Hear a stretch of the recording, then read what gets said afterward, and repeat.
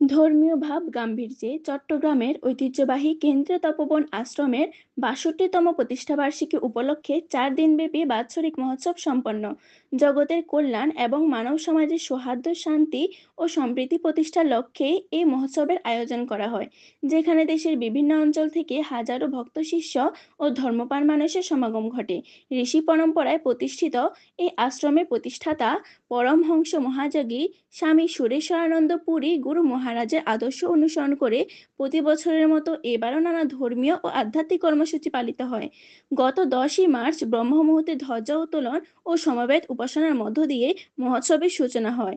4 দিনে ভক্তিমূলক সঙ্গীত, আলোচনা সভা, শ্রী শ্রী গীতা হোম যজ্ঞ, দীক্ষাদান, রাজভোগ নিবেদন, মহাপ্রসাদ বিতরণ এবং হরিনাম সংকীর্তনের আয়োজন করা হয়।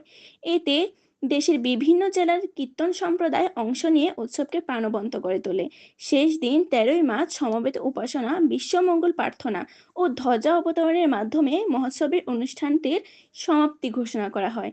পুরো অনুষ্ঠানটির পৌরোহিত্য করেন আশ্রমাধ্যক্ষ স্বামী প্রাঞ্জলানন্দ পুরী মহারাজ।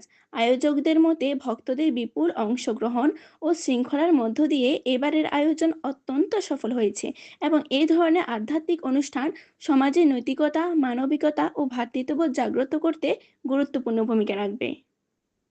আমি ছোটবেলা থেকে কেন্দ্রীয় তপোবন আশ্রমে আসি, তো বরাবরের মধ্যে এসে এবার খুবই ভালো লাগছে। আত্মার একটি সংযোগ পাই, আত্মার একটি যোগাযোগ পাই, নিজেকে খুঁজে পাই, খুব ভালো লাগে আসলে। অনেক আমাদের ভুল ত্রুটি হতে পারে, আমাদের আয়োজনের মধ্যে খুঁটি রাখতে পারে। সবাই আমাদের সব আয়োজনে যা সমস্যা আছে আমরা সামনে আরও সমাধান করার চেষ্টা করব।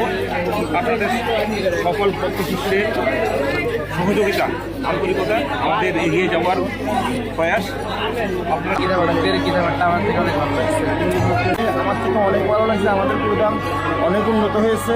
আমি এর ভিতরে ছোটোখাটো অনেকটা আমাদের গুরু মন্দিরে গেছি, সবচেয়ে আমাদের কেন্দ্রীয় মন্দির আমার থেকে অনেক। আমাদের গতকালকে ছিল সাংস্কৃতিক আয়োজন, ছিল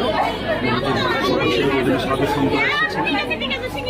মনোপুর সাংস্কৃতিক অনুষ্ঠানের পরিবেশন হয়েছে। বিভিন্ন স্মারক গুরুর অশেষ কৃপায় আমি গীতা হোমযজ্ঞে অংশগ্রহণ করেছি। খুবই ভালো লাগছে। অনেক দিন পর দীর্ঘ সময় পাড়ি দিয়ে গুরুধামে আসছে। গুরুদেব যেন আমাদেরকে আশীর্বাদ করে আমরা সবসময় যেন আসতে পারি। আচ্ছা, ধন্যবাদ। গুরুধামে এসে অনেক ভালো লাগতেছে। সবাই গুরু ভাইদেরকে সবাইকে একসাথে যে আনন্দ করতেছি, এটাই অনেক আনন্দ। আমি হলাম 1 নম্বরে প্রবাসী। প্রবাস থেকে আসছি শুধু গুরু ভাইদেরকে সবাইকে নিয়ে মিলন মেলায় অংশগ্রহণ করার জন্য, যেটা বাস্তব এটা। তো অংশগ্রহণ করছি, অনেক আনন্দ উপভোগ করছি। সবাইকে আমি মূলত এবার সহ দ্বিতীয়তম বারে আসলাম। আমি মূলত এসেছি